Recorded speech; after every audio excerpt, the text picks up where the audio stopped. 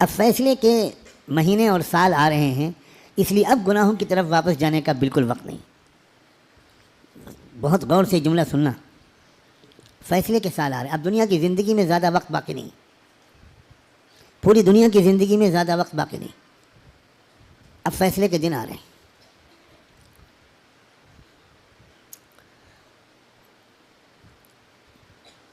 پہلے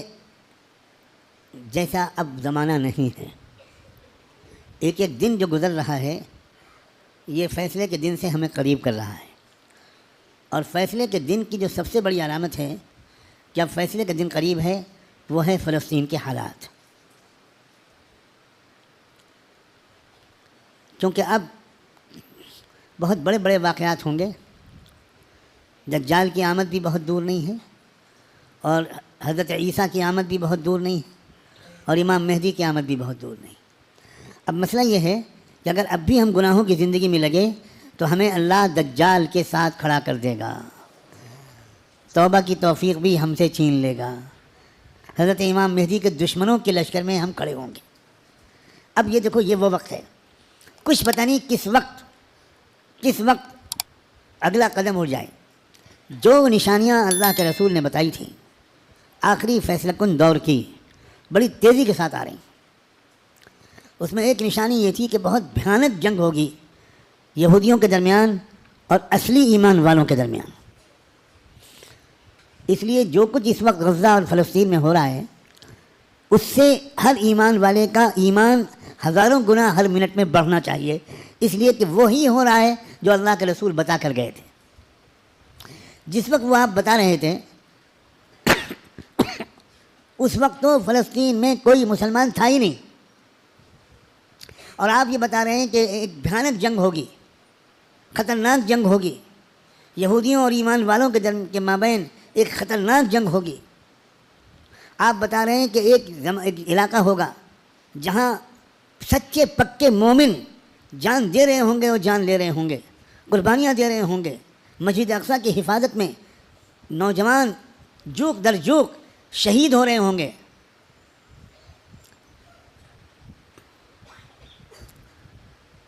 اور اللہ وہاں کے مجاہدوں سے سب سے زیادہ خوش ہوگا، اصلی ایمان والے وہیں پر ہوں گے۔ یہاں تک کہ جب صحابہ نے پوچھا کہ یہ لوگ جن کے بارے میں آپ کہہ رہے ہیں سچے پکے مومن، یہ کہاں ہوں گے؟ آپ نے فرمایا یہ بیت المقدس اور اس کے چاروں طرف ہوں گے، مسجد اقصیٰ اور اس کے چاروں طرف ہوں گے۔ بالکل ٹھیک وہی جو کچھ آپ نے فرمایا تھا اس وقت وہاں ہو رہا ہے۔ ہم لوگ اسی زمانے میں ہیں، آپ اس سے خوش ہوں یا آپ اس سے ناراض ہوں، ہم کو اللہ نے وہی زمانہ عطا فرمایا جس میں ہم اپنی آنکھوں سے اللہ کے رسول کی بات کو سچا پکا ہوتا ہوا دیکھ رہے ہیں۔ تو اس وقت وہاں جو ہو رہا ہے اس سے ہر لمحے ایمان کو بڑھنا چاہیے ہمارے، یہ ہمارا ایمان کی مضبوطی کی وجہ ہے۔ لوگ الٹا سمجھ رہے ہیں، یہ جو کچھ وہاں پر ہو رہا ہے اس سے خوف اس کے دل میں آ رہا ہے جو سمجھا ہوا نہیں ہے، ڈر وہ رہا ہے جو سمجھا ہوا نہیں ہے۔ لیکن جو سمجھا ہوا ہے قرآن و حدیث کو، اللہ کے رسول کی باتوں کو، وہ یہ کہہ رہا ہے کہ یہی تو وہ فرمایا تھا اللہ کے رسول نے، جو ہو رہا ہے وہی ہو رہا ہے جو اللہ کے رسول فرما کر گئے تھے۔ اس کا مطلب یہ ہے کہ آپ کی نبوت برحق ہے، آپ سچے رسول ہیں۔ آپ نے اس وقت یہ فرمایا تھا جب اس کے کوئی آثار نہیں تھے، اب آپ نے جو آئندہ کے بارے میں فرمایا تھا کہ جو ہوگا، جب وہ ہو رہا ہے اور پچھلے 6 مہینے سے ہو رہا ہے، بلکہ پچھلے 75 سال سے ہو رہا ہے، جو اللہ کے رسول بتا کر گئے تھے، تو اس کے بعد میں جو ہوگا اس مقابلے کا آخری انجام، اس کے بارے میں اللہ کے رسول نے جو کچھ فرمایا وہ بھی یقیناً ہو کر رہے گا۔ اور وہ کیا ہوگا؟ وہ یہ ہوگا کہ اللہ کے کلمے کا بول بالا وہاں سے پھیلنا شروع ہو کر پورے عالم کی ہر کچی پکے گھر میں اللہ کا کلمہ داخل ہوگا، پوری زمین پر انصاف کا نظام قائم ہوگا، اللہ کا حکم چلے گا، باطل ٹوٹے گا، حق کا غلبہ ہوگا، ایمان والوں کو اللہ تعالیٰ عزت، حکومت، اقتدار، طاقت، غلبہ دیں گے، ان کی قربانیوں کے انعام کے طور پر ضرور دیں گے۔ اور پھر دجال کا قتل ہوگا، دجال سے چھٹکارا ملے گا، پوری دنیا میں لا يبقى بیت مدر ولا وبر الا وتدخل فيه کلمۃ الاسلام بعز عزیز او بذل ذلیل۔ اللہ کے رسول کی حدیث کے الفاظ ہیں کہ کوئی کچا پکا گھر یا کوئی خیمہ ایسا نہیں بچے گا جس میں اللہ کا کلمہ داخل نہ ہو جائے، طاقت کے بل پر یا قبول کر کے داخل ہو کر رہے گا۔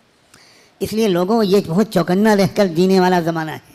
اگر اسی طرح غفلت میں رہے جس طرح اب تک جی رہے ہیں تو ہمیں خبر بھی نہیں ہوگی، اور اللہ کی طرف سے فیصلہ ہو چکا ہوگا کہ اس نالائق، فاسق، فاجر، خطاکار، گنہگار مسلمان کو میں دجال کا ساتھی بناؤں گا۔ یہ امام مہدی کا ساتھی نہیں بنے گا، یہ حق کا ساتھی نہیں بنے گا، یہ سچ اور انصاف کا ساتھی نہیں بنے گا، یہ مظلوموں کا خادم نہیں بنے گا، یہ ظالموں کا ایجنٹ بنے گا، یہ ظالموں کا مخبر بنے گا، یہ ظالموں کا دلال بنے گا، 4 پیسے کے لیے تھانے پہ جا کر مخبری کرے گا۔ یہ فیصلہ کسی لمحے ہم میں سے کسی کے بارے میں ہو سکتا ہے۔ یاد رکھنا، میں نے اللہ کی توفیق سے اپنی بساط کے مطابق بہت لمبی بات کو چند جملوں میں سمیٹ کر آپ کے سامنے رکھ دیا ہے۔ قسم کھا کے کہتا ہوں، اس میں ذرا بھی مبالغہ نہیں ہے، فیصلے کا دن قریب ہے۔ اب اگر گناہوں کی طرف واپس لوٹے، اب اگر پچھلی زندگی کی طرف واپس لوٹے، جن غلطیوں کو چھوڑنے کا فیصلہ کیا ہے، بار بار اللہ تعالیٰ سے عہد کیا ہے، بار بار رو رو کر انفرادی اور اجتماعی طور پر یہ ارادہ کیا ہے کہ اب گناہ کی طرف واپس نہیں جائیں گے، دوستو اب اگر واپس گئے تو پتہ نہیں پھر دوبارہ توبہ نصیب ہوگی کہ نہیں، کیونکہ یہ جو دن اب آ گیا زمانہ، اس زمانے کو پہچاننا علماء کا فرض ہے۔ علماء کی ذمہ داری ہے کہ وہ اس دور کو پہچانیں۔ پچھلے دور کی روایتی باتوں سے کام نہیں چلے گا، اب آپ کو اکابر علماء کے پاس رہنا پڑے گا، کچھ مہینے گزارنے پڑیں گے، تربیت لینی پڑے گی، ان کا اعتماد حاصل کرنا پڑے گا۔ جب اعتماد ہوگا تب وہ آپ کو خاص خاص باتیں بتائیں گے، تب وہ آپ کو اپنے سینے کا علم منتقل کریں گے، تب آپ کو وہ امانت سونپیں گے، آپ کو ایک ذمہ داری سونپیں گے کہ بھئی کس طرح امت کے عوام اور خواص کو، امت کے مردوں اور عورتوں کو، اور خاص طور پر امت کے نوجوانوں کو کس طرح سنبھالنا ہے۔ سب سے زیادہ بنیادی بات اس وقت مجھ کو اپنے سے بھی کہنی ہے اور آپ سے بھی، وہ ہے استقامت۔ اب جمنا ہے، کہو انشاءاللہ۔ اب تقوی پر جمنا ہے، اب اللہ کی اطاعت پر جمنا ہے، اب گناہوں سے دور رہنا ہے، اور جیسے کوئی غلطی ہو جائے سب کام چھوڑ کے اللہ سے معافی مانگنی، دیر نہیں کرنی، کیونکہ پل پل یہ خطرہ ہے۔ جو واقعی زمانے کے تقاضوں سے واقف لوگ ہیں وہ ہر وقت ان کا دل اس وقت فلسطین کی طرف لگا رہتا ہے، اور اس لیے کہ وہ بار بار تازہ ترین وہاں کی خبریں جاننا چاہتے ہیں کہ کہیں دجال آ تو نہیں گیا، کہیں کوئی ایسا دعویٰ تو نہیں ہو گیا۔ یہ غفلت کے ساتھ زندگی کے دن نہیں ہیں، غفلت کے ساتھ گزارنے والے دن نہیں ہیں، یہ بہت ہوشیاری کے دن ہیں۔ اور یہ بھی یاد رکھنا، الٹے سیدھے مقلدوں اور مولویوں، الٹے سیدھے جو اپنے آپ کو عالم کہتے ہیں اور ہیں وہ جاہل، ان کی باتوں کے چکر میں مت آنا۔ وہ طرح طرح کی باتیں تم کو بتا کر تم کو غلط راستے پر لے جائیں گے۔ جو سچے پکے اکابرین ہیں، بڑے بڑے بزرگوں کی صحبت یافتہ، قرآن مجید کے مفسر، قرآن کو گہرائی سے سمجھنے والے، اللہ کے رسول کی منشا کو سمجھنے والے، پوری زندگی کے 24 گھنٹے اللہ کے دین کی خدمت میں گزارنے والے، جن پر وقت کے سارے بزرگوں نے اعتماد کا اظہار کیا، ان کی بات ماننا ہے۔ ورنہ سوشل میڈیا پہ جاؤ تو 50 انجینئر ملیں گے، اور 50 ڈاکٹر ملیں گے، اور 50